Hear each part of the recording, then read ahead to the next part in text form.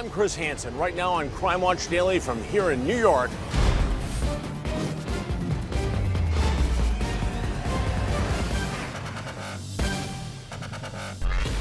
Nightmare on Prospect Street. A teenage girl comes home to a chilling surprise. Behind her bedroom door, a stalker waits with a knife and gasoline. He looks insane. Did you think you would die? Trapped in a room with a maniac, a brutal attack that ends in flames. He tried to kill her. But this is no stranger. She knew that he would go into attack mode. Today, a Jekyll and Hyde with a dangerous obsession and the secret that lit the fuse. That's what set him off. Then, 4 bodies, one murder mystery in New Hampshire. We still don't know who our 4 victims are. Now there's a major break in the shocking story of a family buried in barrel. Could their unsolved murders be the work of a serial killer? This guy could have left a trail of bodies across the entire United States. Absolutely. Right now, Andrea Isom, sir, with Crime Watch Daily. Jason Matero with Crime Watch Daily. this I'm Elizabeth. I'm here with Crime Watch. I'm Michelle from Crime Watch Daily. Anna Garcia from Crime Watch. is Crime Watch Daily. Stay off my property. We'll find you again. We always do. Welcome to Crime Watch Daily, everyone. I'm Chris Hansen. First up today, what happened behind this bedroom window was beyond terrifying. The suspect hiding and waiting for his teenage prey with a large knife and a bottle filled with gasoline. Today, that victim is sharing her incredible story of survival with me. All is quiet at the Putney family home on Prospect Street in Kalamazoo, Michigan. The family has had an early dinner. Mom Kristen kicked back for the rest of the evening. Son Kylie's playing video games. And daughter Sophia is climbing the stairs leading to her bedroom. But Sophia has no way of knowing that behind that bedroom door, a deranged stalker is lying in wait. He was obsessed with her. And now, armed with a knife, a bottle of gasoline, and a lighter, the lovesick maniac is about to plunge Sophia into a nightmare on Prospect Street. He looks insane. Honestly, there's no other way to describe it. Once he saw Sophia's face, he was angry. He has these really piercing blue eyes, but they looked almost dead to me. Sophia Putney Wilcox, a gregarious 17-year-old high school senior, would miraculously survive to tell of her harrowing ordeal in that chamber of horrors. So you come into your room thinking nothing's wrong. And now, fully recovered from the ghastly, life-threatening injuries she suffered, the brave teenager is reliving with me, only on Crime Watch Daily, what she thought would be her last night alive. Did you think you would die? Yes, 100%. It didn't even cross my mind that there was a possibility I would make it out. Not even funny. Stop! What are you doing? Until her night of terror, Sophia had always been a happy, fun girl. Nice. My swaggin'. Even as a young child. And she was so pretty that her mother, Kristen, kept a close eye out for her safety. I was probably overprotective in a lot of ways, and I was really careful to have her raised in a, warm and loving environment. And it worked. Yeah, it did work. She's a great kid. Yeah, she is a great kid, that's for sure. Kristen became even more vigilant when Sophia, at 14 years old, got a crush on a high school classmate named Adam Shigwaja. He was your daughter's first love. Yeah, very first love, really. How did Adam strike you? Adam has a real innocent face, and he always was very quiet and soft-spoken, a little shy. Mom says their relationship appeared to be very sweet and wholesome. Sophie and Adam were going to church group activities. It seemed like a really kind of wholesome situation. Sophia says he was her first true love. He was just really attractive, charming, funny. And what did you like most about him when you started seeing him? I liked that he was really mysterious. It was really hard for me to figure him out. I'm normally really good at reading people, but with him it was different. And Sophia would begin to see a frightening other side of Adam after they'd been dating for about 6 months. He'd do things from like just punching me in the face to throwing things at me to choking me. One time he locked me in a trunk, like. He locked you in the trunk of a car? Yeah. Why did you put up with it? I put up with it because I didn't know any better. Adam just continued to get more violent and abusive. Did he injure you? Yes, multiple times. I'd get bruises all the time. He'd hold razors to my throat and other various parts of my body, so I'd have little scratch marks and stuff. Sophia says Adam had also become extremely jealous, possessive, and controlling. I pushed everyone out of my life. He wasn't okay with me having friends, so I didn't really have anyone to talk to. Did he keep you from your parents? He didn't even want me to hang out with my family. And he started to tell me, you're not gonna get a job. You're not gonna go to college. You're not gonna do all these things because there could be guys there. You could talk to other people, whatever. And Sophia was keeping the terrible abuse a dark secret. Did you tell your mom about this? No. Why not? I was scared of what she would think. I didn't want to disappoint her. I was ashamed that I was letting someone treat me poorly. Sophia was also afraid that telling her mother might make Adam even more dangerous. She knew that if I knew what was really going on, I would have them break up, and she knew that that would send him off, that he would go into attack mode. And that's just what Adam did when Sophia finally dumped him for cheating on her. And how did he respond to that? He would walk to my house, he'd cry, he'd wait outside for me, he'd watch everything I was doing. He'd stalked me. I found that he was looking in the windows. I became very concerned. He would sit outside my window and text me everything that I was doing. Then a crazed Adam actually broke into the family's apartment through Sophia's bedroom window, brandishing a knife. It's the middle of winter. I was literally in a t-shirt and underwear. I wasn't even wearing socks. And he was telling me to go outside with him. And I knew I couldn't do that. I knew that if I walked out with my knife-wielding ex in the middle of winter, in the middle of the night, that I wouldn't come back. He'd have killed you. Yeah. Yeah, definitely. How did you get him to leave? After hours of just trying to tell him that everything was okay, that I promised I wouldn't call the cops, he left. But Sophia's mom did call the cops, who arrested Adam on stalking and assault charges. A judge put him on 4 years probation and ordered him to stay away from Sophia. Did you think you had solved the problem? I did. Unfortunately, I didn't realize how sick he was. Next, Sophia's nightmare on Prospect Street. As Adam returns, like Freddy Krueger with a knife and bottle of gasoline in his hands and murder on his mind. He held the door closed and he dumped out the gasoline and then he lit it. Sophia Putney Wilcox thought it was just like any other night. She got home, walked into her bedroom to relax, but waiting for her under her comforter was a man with a knife and evil intentions. 17-year-old Sophia Putney Wilcox thought she was finally safe from her brutally violent and abusive ex-boyfriend, Adam Shigwaja. Adam was arrested right outside my window. A judge had sentenced 18-year-old Shigwaja to 4 years probation and ordered him to stay away from Sophia after he'd relentlessly beaten, stalked, and threatened to kill his former high school sweetheart. He was not supposed to see her. No, he was supposed to have no contact, right. But an obsessed Adam would not be deterred. He went back to the same old tricks that he'd used before.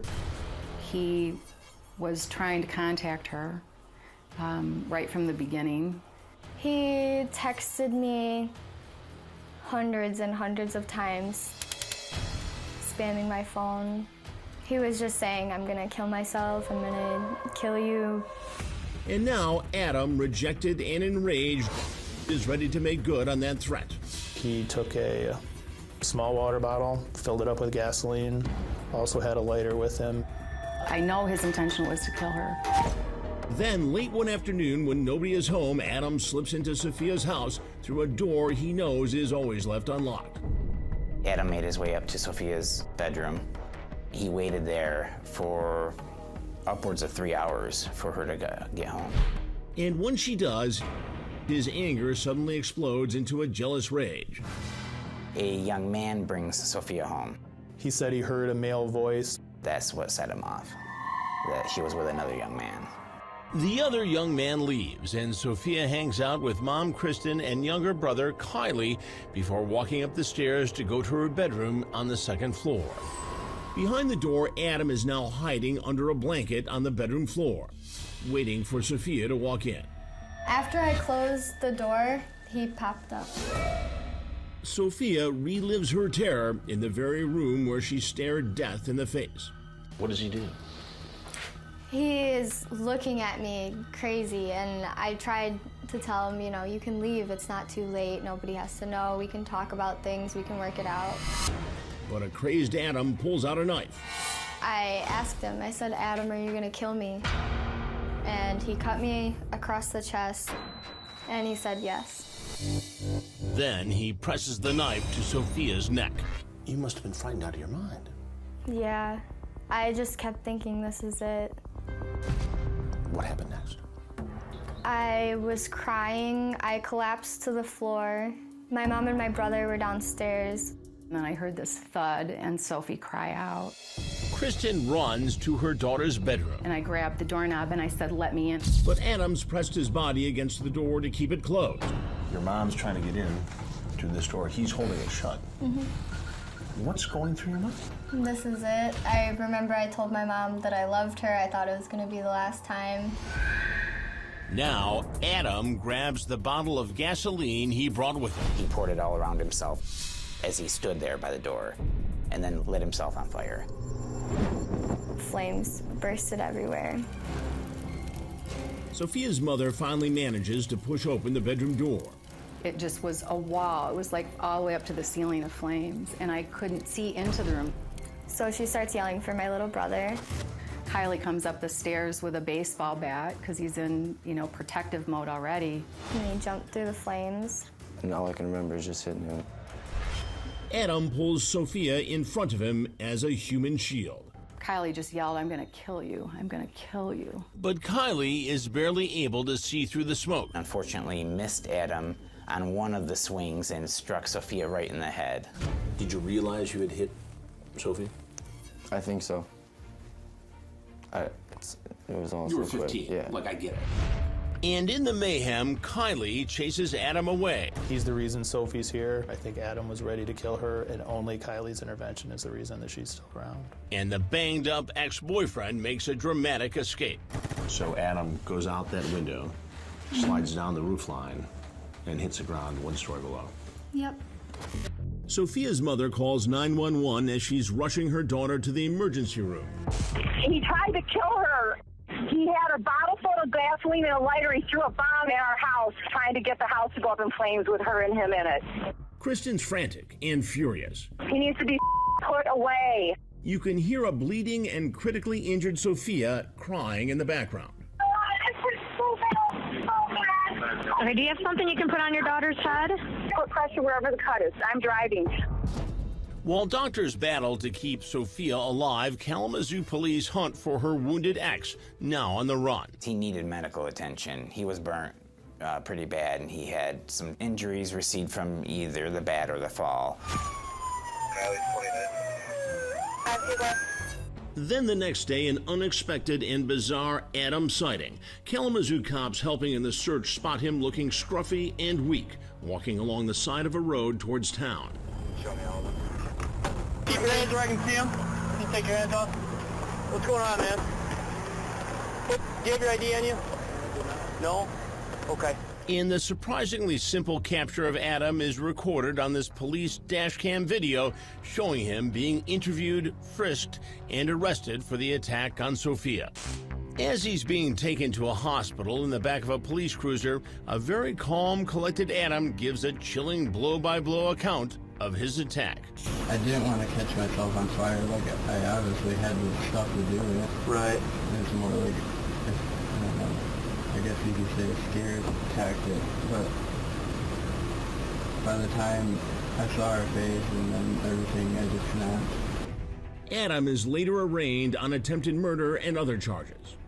Sir, do you understand what the charges are and what the maximum penalties are? Yes, sir. While Adam remains locked up awaiting trial, Sophia is out of danger and making a remarkable recovery from her horrific injuries, which included a fractured skull and knife wounds to the chest. I think deep down I always knew that something was wrong, but you don't really acknowledge that. And from her hospital bed, Sophia bravely delivers this video message to other young women in abusive relationships. If you ever get a wrong feeling about something, you need to go straight to someone and talk to them about it. And at Adam's much-anticipated trial, laying out a very rare case of teenage domestic violence, Sophia's emotional testimony commands the attention of everyone in the courtroom. Sophia weeps as she tells of the terror she endured at his hands. I thought that I was going to die, and Adam grabbed me, and he was pulling me and him both towards the fire. Adam beats the attempted murder rap, but is found guilty of the lesser charges of home invasion and second-degree arson. What do we want? Justice! A ruling that would spark a rally outside the courthouse by protesters demanding tougher sentences for violent crimes against women. I loved you. I wanted to help you. The controversy means all eyes are again on Sophia at Adam's sentencing, where she speaks directly to her former sweetheart about the pain he caused her. I still have nightmares and flashbacks of every time you hurt me. You didn't love me, Adam. Adam Shigwaja is sentenced to 29 to 60 years in prison, while Sophia becomes the poster girl for the anti-domestic violence movement. I get to share my story in hopes that it won't happen to someone else. And what's the most important thing you say to these girls? That they're not alone. That I'm here. That they have options. Sophia is living proof of the lasting damage such abuse can cause, admitting she's already living in fear of the day Adam gets out of prison, even though he's not eligible for parole for nearly 30 years. Do you worry that when he gets out, he'll come after you again? Yeah. 100% I think he will. Even in his 40s or early 50s? Yeah. What can you do about that? Hide, change my name, move out of the state. You would actually do that? Oh yeah, I'm going to do that. For sure? Yeah. That's how much you're afraid of this kid? I'm terrified. Having kids around Sophia's age and spending time with her mother, and her brother, it really hits home with me how amazing her story of survival is. And sticking with Sophia's message, if you or anyone you know is living in an abusive relationship, we put up information on places you can turn to for help on our website. That's crimewatchdaily.com. Coming up, 4 bodies found in a barrel, and cops fear there are more victims out there. This guy could have left a trail of bodies across the entire United States. Absolutely. Crime Watch Daily with a bombshell breakthrough in the case known as the Allenstown 4. Could a mystery man finally help crack the haunting case? There were numerous AKAs, there were numerous social security numbers, numerous dates of birth that he had been using. That's next. It looks like a trash can that had just fallen on a hiking trail, but sadly, it's not. Instead, officers say the barrel is a steel coffin holding the bodies of a murdered woman and child. And it's not the only one they found. Today, we've got exclusive new details on a case that's haunted detectives in New Hampshire. This guy could have left a trail of bodies across the entire United States. Absolutely. It's an explosive new update on a murder mystery Crime Watch Daily has been following. An unsolved quadruple murder and counting. Where are all the bodies? Yeah. An unstoppable serial killer. He is a chameleon. On the hunt for more. There's probably more victims out there. Could the wait for answers finally be over? Senior District Attorney Jeff Strolzin invites our cameras in once again. Last time I was here, I asked you straight up, do you think this case will ever be solved? Do you remember what you told me? I don't remember exactly what I said, but I'm sure it wasn't optimistic. It wasn't. I think the chances are pretty slim. And now there's a bombshell breakthrough in the case known as the Allenstown Four. It was a crime as gruesome and heartless as it gets in New Hampshire's Bear Brook State Park, where 2 barrels are discovered containing the remains of a woman and 3 young girls. That's a cold, hard person, and you'd have to be to do the things he did. For decades, the identities of the woman and 3 little girls in these police composites remained unknown, and who killed them became the ultimate murder mystery. Forensics revealed the unknown bodies in the barrels were likely a 23 to 33-year-old mother and her 2 daughters around the ages of 10 and 2 years old. But there was a 3rd child around 4 years old inside the barrels too, and not biologically related to the others. It's an interesting fact our investigative reporter Billy Jensen discussed during our first visit to the crime scene. So she could have been a stepdaughter, she could have been a family friend, who knows, or it could have been just a serial killer who killed somebody else and then decided to dump it with the other girl. That's the million-dollar question, and really so much of the focus of the case has been on, who is that other little girl? Within the last couple years, forensic artists rendered 3D facial reconstructions of the missing woman and children, hoping it will lead to information regarding their identity. But sadly, no new leads have come in. We still don't know who our 4 victims are in Allenstown. But now, a year later, that was a big moment in the case. A huge break in the investigation. And it begins 3,000 miles away on the opposite coast in Northern California, where Captain Roxanne Gruenheid with the Contra Costa Sheriff's Office is in the middle of her own missing persons case. Our Crimes Against Persons detail received a missing persons case for a woman named Unsoon June. Unsoon June, a biotech worker, is reported missing by a friend after she hadn't been heard from in months. Contra Costa County Sheriff's deputies tracked down her live-in boyfriend, Lawrence Vanner, in Richmond, California, where he was working at a corner convenience store. They spoke with him, and he agreed to come back to our office. On the ride to the sheriff's office, Captain Gruenheid sits in the back seat of the patrol car with Lawrence. They strike up a friendly conversation. Kind of where are you from? Just making small talk. He stopped in his tracks what he was saying, and he turned towards me, and he got really close, kind of in my personal space in the backseat of the car, and he said, "That's none of your damn business." His reaction is odd, but so is something else: his name. The name Larry Vanner, or Lawrence William Vanner, that he provided us the name and the date of birth. There was no driver's license associated with it. There was no prior criminal history associated with it. So who is this Lawrence Vanner? The detectives asked him if he would be willing to go down to our records bureau and for fingerprinting, and he agreed to do that. And when they run his prints, there's a match to someone else. He was identified as Curtis Mayo Kimball, and he had been absconded from parole for approximately 12 years. Upon learning that knowledge, he was under arrest and he was no longer free to leave. Cops then go to search his house, hoping to find clues to the disappearance of his missing girlfriend, Unsoon June. We went to his residence to see if there was some, if Miss June was perhaps in the house, being kept in the house or something like that. June is not in the house, but when they pop the padlock on the garage, what I could see from my vantage point was a very large pile of cat litter, approximately 3 feet high by approximately 4.5 to 5 feet around, of just a pile of fresh cat litter. And then a horrifying discovery sticking out from under the pile of litter. A mummified human foot. The badly decomposed body is transported to the coroner's office. An autopsy was performed. The victim had suffered from blunt force trauma to the head and dismemberment. A couple of weeks later, the victim is identified as the missing Unsoon June. Her boyfriend, Lawrence Vanner, also known as Curtis Kimball, is charged with killing his girlfriend.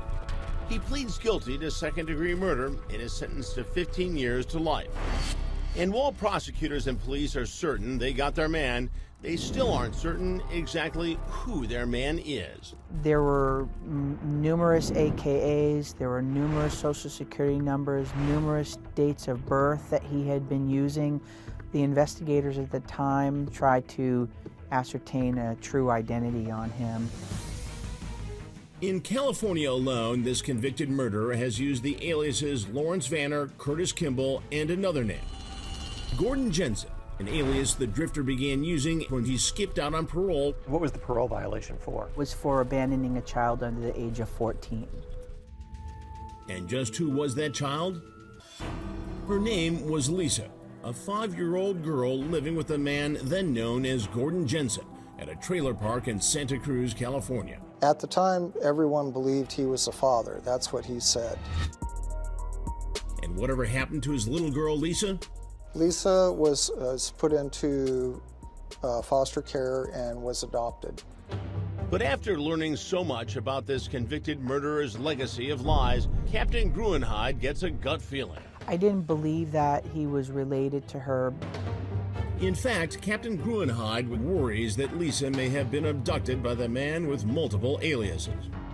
That's when she alerts the National Center for Missing and Exploited Children and the San Bernardino County Sheriff's Department, the same agency that investigated the abandonment case against Lisa's so-called father. And that's when San Bernardino detectives tell her about potentially explosive evidence. They had taken a sample of her blood. I received a report back that was conclusive that Lawrence William Vanner or Gordon Jensen, Curtis Mayo Kimball was not biologically related to Lisa. So who does she belong to, and what could it mean for the bodies in those barrels? So Lisa wanted to know who she was, who her family was. That's when this process started of finding out who Lisa is. Coming up, it blew my mind. The little girl's ancestry results are in, and she's not from California. She was from here in New Hampshire. Were you thinking that it was going to be the woman in the barrel? 2 barrels are found containing something more gruesome than the next. Today, detectives say they may finally have some answers to this troubling murder mystery, but they need your help to piece together the final clues. A convicted murderer with multiple aliases sits behind bars in a California prison. But years before he was locked up, the deadly drifter abandoned a 5-year-old girl named Lisa. He claimed she was his daughter, but DNA tests revealed they weren't related. The concern was that she'd been abducted from somewhere.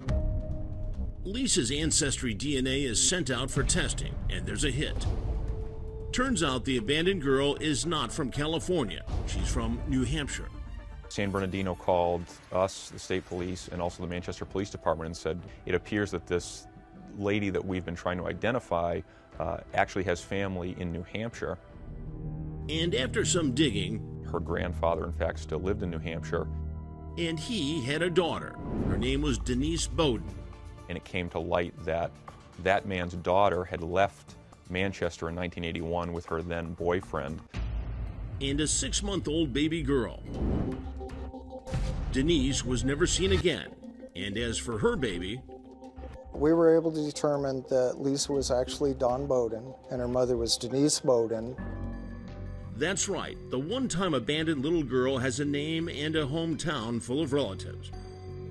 So why didn't any of them file a missing persons report for Lisa's mother?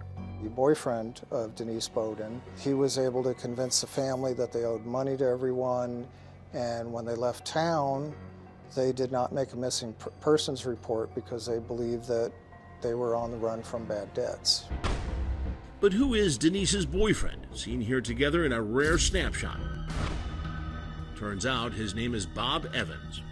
Manchester began investigating the circumstances of Denise Bowden's disappearance and the connections that it had to this Bob Evans. And when New Hampshire detectives compare photos of Lisa's mother and her boyfriend with photos of the California drifter who abandoned her, turns out from looking at photographs that this Bob Evans from New Hampshire is in fact the same guy who was known in California with another alias.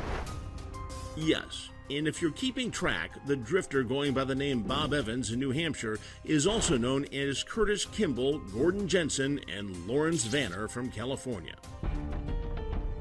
leaving detectives with one chilling conclusion. Denise Bowden isn't missing. She's dead. Evans killed her as well. But where's her body? Were you thinking that Denise Bowden was going to be the woman in the barrel? It was a real possibility. Investigators compared Denise's DNA with the woman's body found in barrels, along with 3 little girls. And the result? Turns out she is not the person in the barrel. Then detectives get a hunch and test Bob Evans' DNA against the bodies in the barrels. This time, there's a match. He, in fact, is the father of the middle Allenstown child, the one that appeared non-related to the other 3 victims. And not only is Evans the father of the 3rd child, Putting it all together, we're convinced that he's our killer of those 4 people in Allenstown.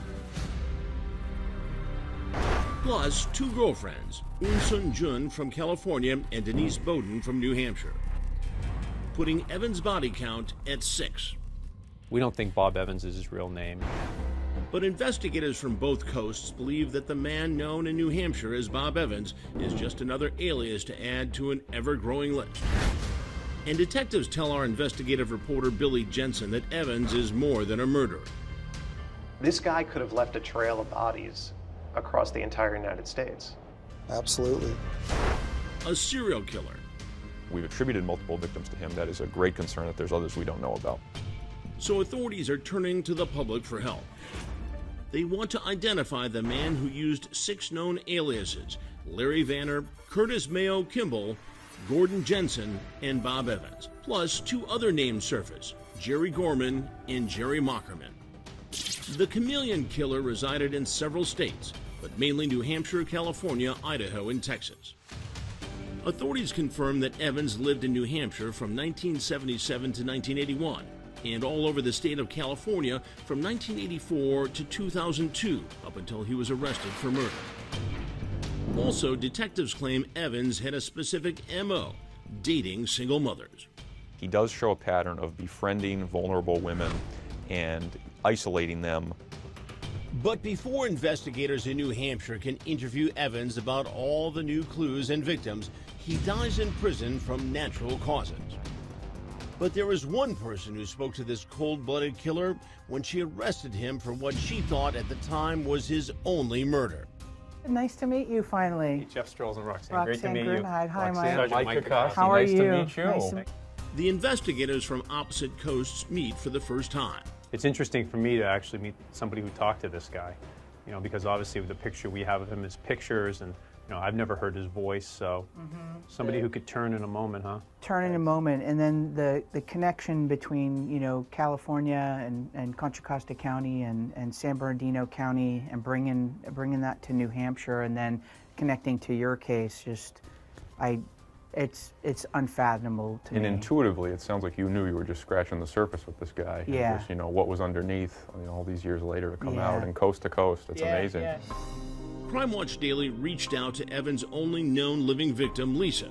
She prefers to keep her life private, but released this statement: "I'm so thankful to be reunited with my grandfather and cousins after all of these years.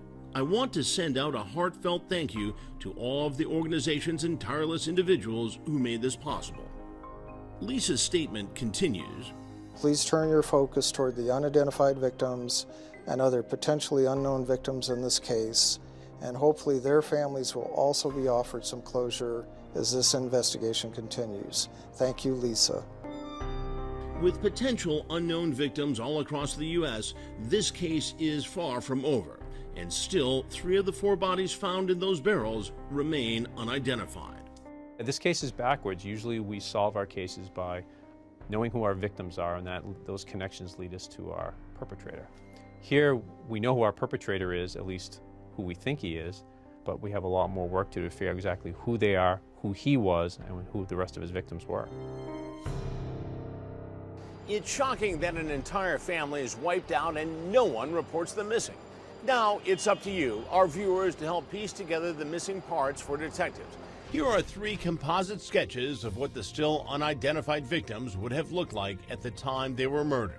If you recognize who they are, or you recognize this man, the suspected serial killer who was with them, call the New Hampshire State Police at 1-603-223-3856 or send us a tip on our website, crimewatchdaily.com.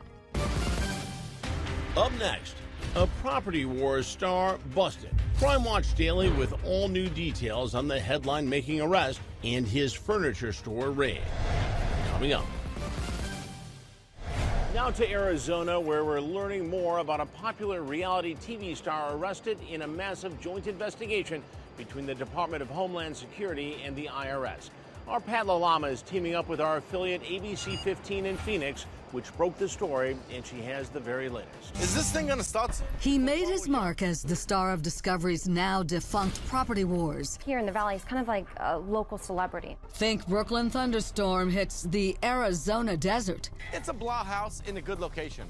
It's kind of like the ugly girl at a bachelorette party, surrounded by all the good-looking friends.